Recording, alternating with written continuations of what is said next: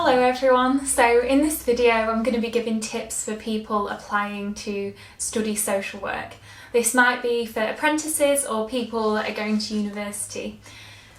I just wanted to start by giving a shout out to Warwickshire Council. They've been really supportive of me in the process of starting this YouTube channel and sharing what I've been putting out. I feel that I wasn't as confident at first, and they really understood what it was that I was trying to do with being a practicing social worker, sharing knowledge. So thank you for that. So I'll get right ahead and start out with the tips. So I think the first question that you're likely to be asked on any social work interview is something along the lines of, why do you want to be a social worker? And there's two parts to that you need to show. Obviously why you want to be a social worker, but also why they should pick you. So I usually, with any interview, think about planning my first answer like that. I start by doing some brainstorming about the main reasons why I want to do the thing that I'm applying for. So I start by just maybe getting a big sheet of paper or just scraps of paper and just quickly as I can writing everything down. If you've been given any sort of guidance about requirements for the course, have a look at that, because that usually gives you prompts of what they're actually looking for. Well, I'm a social worker in the UK, so the regulatory body is Social Work England. They actually have the standards of the profession written down, and those are the sort of things that you need to be looking at to guide your responses, because if you were to qualify as a social worker, your education needs to have prepared you to meet those standards. So it's a really good starting point, and they're the things that they'll be measuring you against in an interview that you go for. That and other things like the PCF and the KSS. It'll give you a good starting point for what they're looking for. In terms of this first question though, have your answer ready and think about what motivated you to really apply for the social work course in the first place. Was there something that happened in your life, or what's your mission? And this is your chance to really get your personality across. So have a proper think about that, and then start to refine your answer and think about the order that you want to say it in.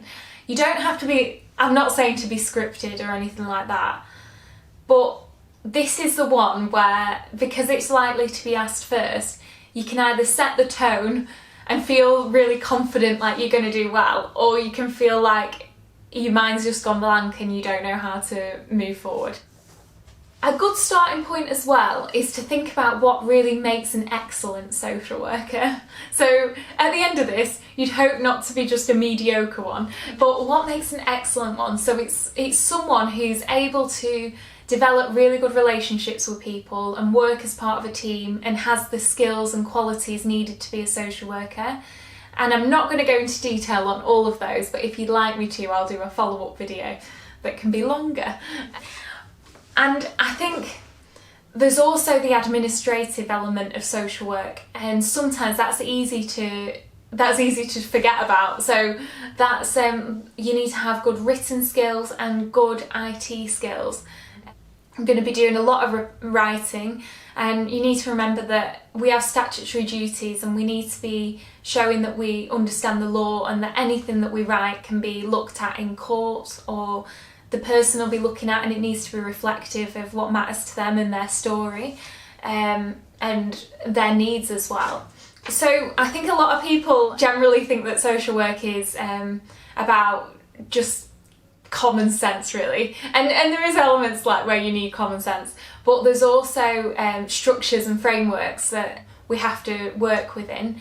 So you need to just show a little bit of acknowledgement for that. So like I said before, there's the regulatory bodies, there's also requirements that we have a sound legal and ethical basis, a good value base, and that we're practicing safely and we're safeguarding people where necessary.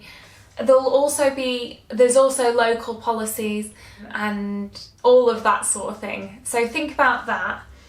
Social work is a really demanding role, and also studying social work as well is also quite demanding. So you need to think about how you're going to balance that. I know for apprentices, they're balancing carrying on with their jobs whilst also studying. So you need to show that you've put some thought into that and how you'd manage it.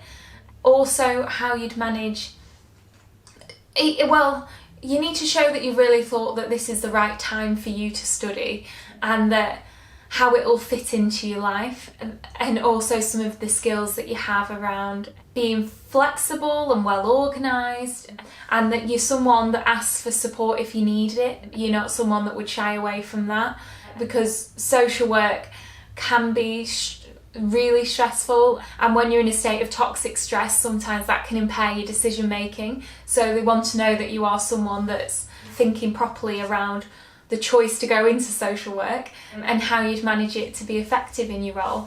Think about what social workers actually do. So there are elements where it's a lot of frontline and we're working with lots of different people, but there's also things that we need to be aware of, like maintaining CPD and having regular supervision. Social work isn't just a local thing, it's a global profession. And we need to be promoting social justice and human rights. So we need to be aware of issues that are going on locally and globally. So a big issue at the moment is racism.